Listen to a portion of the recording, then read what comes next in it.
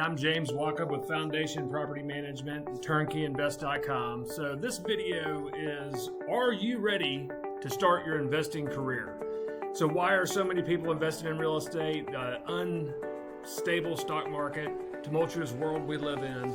People want tangible assets versus liabilities. You know, you can go buy a boat or a car and it takes your money. You can buy real estate and it pays you back with dividends over years. There's huge tax savings and so many reasons, and we'll cover that in other videos. But today is to answer the question, am I ready to start investing? So quickly, I'll tell you about us. So Foundation Property Management is our in-house property management team who looks over homes for investors from around the world. A lot of our investors don't live in Memphis. They live thousands of miles away or more, and they all share a similar story that they want to invest in real estate, but it doesn't make sense where they live. Maybe the prices are too high in San Diego, California, or the laws where you live are not as landlord friendly as they are here in the South. In Memphis, Tennessee, we protect our owners of these properties who serve the community well by offering safe, clean, and functional homes. So Foundation Property Management was named Foundation Property Management because great property management is the difference between making money in this business or losing money. The next part of our business is TurnkeyInvest.com. That's probably how you found us. So what is Turnkey? Turnkey is I'm handling everything and delivering properties to you on a silver platter. A lot of my clients that choose to buy turnkey properties are busy. They've got families, they own businesses, or they have a job that takes up most of their time. And they don't have the time to do all the things that I will teach you how to do in these courses. Buying houses off market and renovating them and then managing themselves. That's one way to go about this. And I'm happy to teach anyone that wants to learn to do exactly what I do. How to buy houses off market, how to renovate them, how to manage them yourself. But if you're looking for a provider who takes care of all of those things, that's what I do, turnkey. So TurnkeyInvest.com. And then lastly, I'll tell you about iBuyYourHouse.com. So we have billboards around town. We do a lot of marketing to what we call a motivated seller, someone who needs to sell their house quickly and or in as-is condition. So maybe someone inherits a property and the aunt who passed away had a bunch of cats and smoked in the house and it needs a roof. And they're not in the business. They don't want to do all those things. They just want a quick exit. I buy the house cash as is, and then I take on the responsibility to then bring it back to current day standards and create a great investment property or sell it to a homeowner. Whatever the unique scenario is for each house, we're trying to solve a real estate problem that someone has at iBuyYourHouse.com. All right, so let's get into this. Are you ready to start investing? So this is not where you think it's going to go. This isn't a sales pitch. As a matter of fact, I talk a lot of people out of buying their first investment property. And it starts with some really basic stuff. The first question I would ask you, do you have a budget for your household? And are you watching every dollar and cent? If not, let's get you on a budget. And let's figure out exactly what your needs are per month to cover the basics, the mortgage, your utility bill, your gas, your groceries, all the things that you must pay each month. No trips to Hawaii, no extravagant expenditures, no liabilities. So get rid of that boat, get rid of that extra car if need be. Some of you can keep those things and still invest. But getting rid of the mindset of having stuff and investing into the best vehicle ever known to man, real estate. So if your expenses come to $10,000 a month, we're going to use some very round numbers here just for the example, then we need to save up $60,000. So now you have $60,000 set aside, non-real estate related, for your personal bills. That's where I would start, and I'd start this talk with many first-time investors. And if you have been living this lifestyle, living below your means and making sure that you have 6 months, the rule is 4 to 6 months of reserves set aside for Murphy's Law. As the economy goes up and down, you need to know that your personal bills are taken care of for 4 to 6 months at any time. If the answer is yes, then let's continue to talk about buying a rental property. So how much will I need to buy my first turnkey property? And we're just going to use turnkey as an example now. If you want to look into buying houses right off the MLS, off market, doing the BRRRR strategy, all those lessons are taught here within the course. But making it easy, $100,000 property. So you live in Boulder, Colorado. You have 6 months of reserve set aside, and now you come to me and my team and you want to buy your first rental property. It's $100,000, and you're going to need a minimum of 20% down. Most of my investors put 20% down and take leverage with one of our preferred lenders. So $20,000. That's simple. And then we're going to have closing costs. Never forget the closing costs. So what does closing costs pay for? Prepaid taxes and insurance, the attorney who handles the transaction to make sure that everything's done properly. The mortgage company has to get paid, so they're going to have a fee on their side. So about $6,000 when taking leverage in closing cost. Maybe a little less, just depends on the time of the year you buy, the time of the month you buy. There's a lot of determining factors there, but let's just use $6,000 and that'll cover you. So you're going to need an initial investment of $26,000, and that's where most trainers stop because they're trying to sell you a house. Well, I'm trying to teach you the right way to set yourself up for success, knowing that real estate has its ups and downs, its peaks, its valleys. So what I would suggest to a young or new investor is to add to that initial investment $3,500 that we're going to set aside in what I've got labeled as MRF, Maintenance Reserve Fund. So this is seed money for future repairs. Even though I'm selling you a house that I just built, it's brand new, one day that roof will have to be replaced. One day, if you do real estate long enough, you will have a bad resident. You will have somebody renting from you that doesn't follow the rules. Now, we do a great job of cutting that down to a minimum, but you need some seed money anytime you start a business. Many of you watching this are business owners, and you know you cannot start a business with $500 in the bank. You need some seed money because things come up that you need to pay for. So that $3,500 seed money into your maintenance reserve fund, very few people ever talk about that when training people on buying investment properties. The initial seed money of $3,500 is put into a separate account. Now, this is the way I do it. You can do it however you want. I love how far banking has come, and it's all right here at our fingertips, or now it's even, you look at the phone and it knows it's you. So boom, you've got your bank accounts all pulled up. You've got several accounts going, maybe a money market, your checking. I'm going to suggest that you set up 2 bank accounts when you purchase that first house. Mine is called a rental income. That's simple. That's the income that comes in each month from my investment properties. And if you start at the beginning, it's much easier than now that if you have 10 or 15 properties already. But if you're there, it's also a nice idea to have a account that says this is the money that comes in from my rentals every month. And as a matter of fact, it's great for motivation. Over time, when you start seeing these numbers grow, it's great motivator to keep you on track, to keep you on your game plan. So from my phone, I set up on a property like this one. It's a $100,000 property. We're going to say for easy numbers, it rents for $1,000 per month.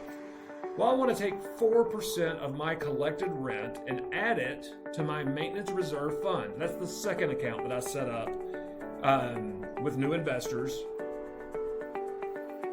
so that you have your rental income, and then you have a separate account called Maintenance Reserve Fund. MRF is what I put it in there as. And every month on the 15th, that gives me plenty of time to have the money in the bank, it is going to pop down from rental income to Maintenance Reserve Fund, $40 for this specific property. If you had 2 exactly identical properties, each month it's popping $80 down into that Maintenance Reserve Fund, which started with a $3,500 deposit as the seed money. At the end of the 2-year lease, and 2-year leases are preferred, the longer you have a tenant staying in a property, the better your ROI over a 10-year period. It's that simple. So you shoot for 2-year leases always. More than 2 years, you're kind of locking yourself in. What if rates go up higher, for rental rates go up higher? So maybe you want to leave that at 2 years if someone offers to rent it for 5 years. Little tidbit there. So a 2-year lease is lived out. The $3,500 plus the $40 per month investment into this maintenance reserves fund after the 2-year period, now you have $4,460 in the bank.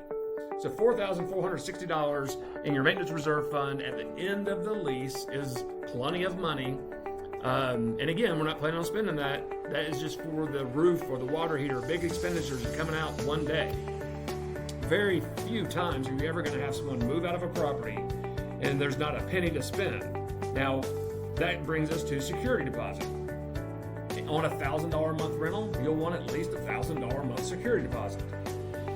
So now that they've lived out the 2-year lease, we have $1,000 of their money. We have a total of $5,460. Now, a portion of that $1,000 is probably going back to the resident. Now, if you're working with a property manager who's not very firm and fair with their residents, they might give the whole thing back. Well, normal wear and tear is clearly defined in Tennessee law. And if they're giving the money back to the resident, sometimes it's just being lazy. They don't want to argue with a resident over why they're not getting the full $1,000 back, or they're afraid of a bad review on Google. Let me tell you something. I'll take a bad review on Google all day long from a resident who didn't leave the house the way they found it. That's right, like a Boy Scout. A Boy Scout leaves his campsite the way he found it. You should as well your rental property. Now, normal wear and tear, the kitchen sink needs adjusting. Well, maybe that's just from the years of wear and tear on that property, just as an example. But if there's marks on the walls, armpit down to the floor because they have 4 kids running around the house putting their hands all over the walls, that's not normal wear and tear. A little bit of touch up here and there is normal wear and tear, but having to repaint from there down all the way around the house, we're keeping that $1,000, or at least a great portion of it. So at the end of that 2-year lease, not only do you have your maintenance reserve fund, you have that $1,000 to work with. So how much do I need to buy this house? You need $20,000 down payment, $6,000 in closing costs, so that is your initial investment of $2,600 plus the maintenance reserve fund. And don't forget where we started the talk, the $60,000. If your bills are $10,000 per month, they're probably less. I would say let's get your first rental property with James and team for this scenario. If you have $89,500 cash in the bank, and now you're ready to start investing and buy your first house. But we can't stop there. We're in acquisitions mode. Buying one rental property and that's it, that's not going to do many people much good. We need a plan to buy you a house every quarter, every year, every 2 years. But this is a long-term game. This is a marathon, not a sprint. I have a lot of clients, most of my clients, by the way, buy one house a year, maybe 2. Very few of my clients come in and buy 7 or 8 houses per year. And you should know that because this is a great thing for anybody to get involved in, especially, and we'd all say, I wish I would have started when I was younger. Imagine a 30-year-old couple who buys a house a year until they're 50. They have just beat out 99.9% of America who would never think of taking the commitment of investing into their family, giving up liabilities, giving up a fancy dinner occasionally to save up for their down payment for their next house. So how are we going to save up for that next house? Your monthly personal contribution plus cash flow. So the cash flow, quickly find, and you'll see in other videos, the $1,000 comes in as rent minus all expenses, including debt reduction, is cash flow. The money left over every month, every year, after all bills are paid. Your personal contribution. This is where the biggest part of your growing your real estate portfolio comes from. You and your spouse, if you're married, need to sit down and come up with a number that you are going to put aside for your next purchase. And some people say, money's tight. We live in an expensive area like Southern California, and we can only save $1,000 a month. Well, that's great. Just make sure you are putting money aside for that next acquisition and you have a plan to get that next house under your belt. So a lot of our clients have said, we're going to give up the big trip to Disney, the family vacation to Hawaii, And we're going to be able to put $3,000, $5,000, $6,000 per month into our personal contribution while we're in acquisitions mode. And think about it. As you buy more properties, you'll have more cash flow, and it becomes this snowball that builds and builds and builds and builds. And so now we're in acquisitions mode. Your personal contribution plus your cash flow is going to determine how quickly you're able to save up $29,000. So where'd that come from? Imagining the next purchase is again $100,000. Your down payment, your closing costs, your maintenance reserve fund, $29,000 is getting you in the next house. So some people might say, well, it's going to take us 6 months to save. 6 months flies by, folks. If you could save up $29,000 every 6 months, you're buying 2 houses a year. So I need $4,800 a month from you, put aside in your account, ready to hit that next property to buy one every 6 months in this scenario. Now, you're not going to put $3,500 in an account every time you buy a house. Now, I would suggest the first 3 properties, maybe 4, and that would leave you plenty of seed money. At that point, you stop putting the $3,500 in addition to into the account, and we'll show you how that grows. After a 2-year period on 4 properties, that's an additional $3,800 that you put in, $40 at a time per month, so that grows quickly. So let's imagine you do 3 properties with $3,500 seed money. Property number 1, 2, and 3, you set that $3,500 into the maintenance reserve fund. So now you have $10,500 plus the $3,800 from the monthly contribution coming from your rental account down into the maintenance reserve fund. At the end of the 2 years of owning the 3rd property, then you'd have plenty of money to purchase that 4th. You've got $14,000 into a maintenance reserve fund at this point. Now you just need to save up the next down payment and closing cost. Down payment and closing cost $26,000. So it gets a lot easier once you have the first 3 under your belt. Now you have built up a maintenance reserve fund. Now I will caution you on this because I'm guilty. Dipping into the maintenance reserve fund for your next down payment. All right, so if things are going good at work and you know you're stable, I've done it. A lot of my investors have done it, so we're all guilty. But the more you can leave that maintenance reserve fund whole or have a plan to get it whole, because one day you're going to have to replace a roof, and roofs aren't cheap. One day you're going to have a resident that doesn't pay for 2 months in a row and because they went through a divorce or got laid off their job, and then they get back on their feet. Whatever. You're going to have things come up, so make sure that you keep a maintenance reserve fund. And this is the reason I harp on this so much. I've sold a lot of houses to newer investors, and 2 years later, the water heater goes out. It's $1,250 to fix the water heater, replace the water heater, and they're stuck. They're like, can I put that on a credit card? Well, no. We don't have a credit card machine at a property management company. Just send me a check. And they're like, James, times are tough. I don't have $1,200. And I'm like, oh my goodness, what are they doing owning rental property 2,000 miles away, and they don't have the money in the bank to replace the water heater? So that's why this is so important, and it gives you peace of mind as you're building this investment portfolio. All right, another question I get is, do I need to set up an LLC before starting my investing? No. Matter of fact, your first properties will probably be purchased through a Fannie Mae, Freddie Mac type loan, which I'll explain in another video, called the 10 Golden Tickets. Quickly, the 10 Golden Tickets, Fannie Mae, Freddie Mac, government-backed, not government entity, but government-backed holding company that makes sure if you default on your loan, it's insured, that they are going to cover for the banks. So it's the best lending available. My non-U.S. citizen investors would die to have the ability to have 30-year fixed money at low interest rates. So LLCs are great. I have several. A lot of my buyers buy the house in their personal name, then roll it into an LLC. That's a talk for another time. There's all kinds of things to talk about there, about dual and sell clause, and not to get overly complicated. The answer is no. You don't need to set up an LLC to begin this whole investment career, investment strategy alongside alongside TurnkeyInvest and Foundation Property Management, you buy the first house in your personal name. And we'll get into deeper discussions in this training series about ways to cover liability, to make sure that you are covered if something were to happen on your property. We're going to start with great insurance, and we'll talk about that in another video. The answer is no, you don't need an LLC. Man, it's time to take action if you're in this place. Now, that doesn't mean go out and buy a house. That might mean learning more, digging deeper into this tutorial and learning all the ins and outs of investing.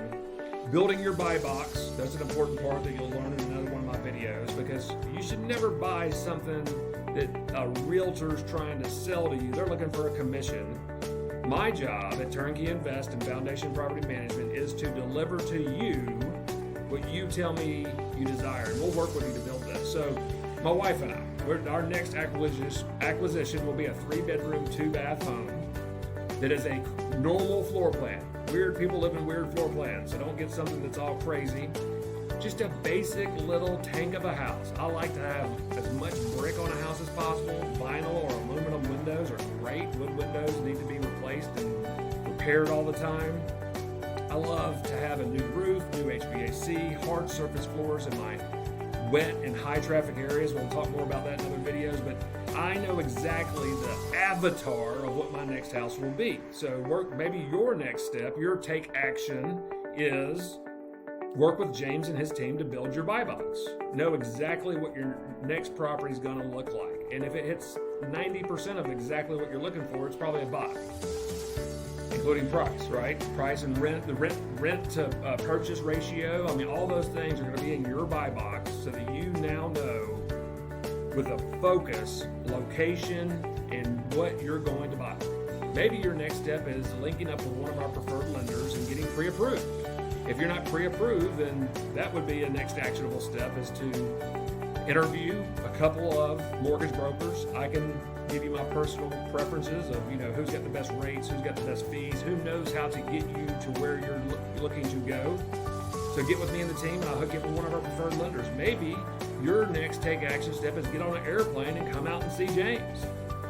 Not as many people do as I wish they would, because when they come to Memphis, what they see is they're not doing anything at TurnkeyInvest and Foundation Property Management that's crazy. It's not new and inventive. It's not overly complicated at all. It's basic real estate done consistently day over day. And that's the key to success. 20 years of doing this, the number one problem I see with investors is not taking action. Now, maybe on a close second is jumping into it too quick. Too often, I get a phone call from someone that says, I got on a real estate forum and met somebody who was selling a house in Memphis, and I don't even know what I bought, James. So maybe they jumped in too quick. They didn't do their homework. One of my best investors, he's also my coach, I said, define passive investment in your thinking. He said, well, my passive investment came after a lot of work of educating himself, growing the right team, flying to Memphis, meeting me and everybody. Then he ended up with a large portfolio, and now it's passive. If you're looking for the easy button, I'm not your guy.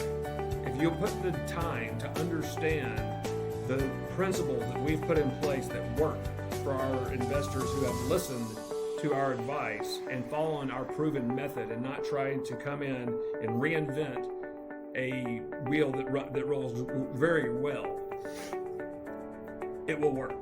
If you come in haphazardly and have this as a hobby, that is not the best. Now, it should not create another job for you, but you will want to educate yourself, make sure you have the right team behind you, take action, whatever that looks like for you. Maybe the next step is just setting up a call with my team. Go to TurnkeyInvest.com, say, I want to talk to somebody. There's a phone number on there. There's a live chat. Easy to get a hold of us. Go to FoundationPM.com. That's Foundation Property Management website. Use the live chat feature there. Say, I want to talk to one of your sales professionals and start building my buy box, or give me a list of preferred lenders so I can start talking to them. I hope this has been helpful. Don't jump into stuff. Make sure you've got a good team. We're here to serve you. Our interest is to be aligned with our owners, to create a cash flowing, hands-off investment. If that's what you're looking for, I want to be your go-to guy for all things real estate related in Memphis, Tennessee.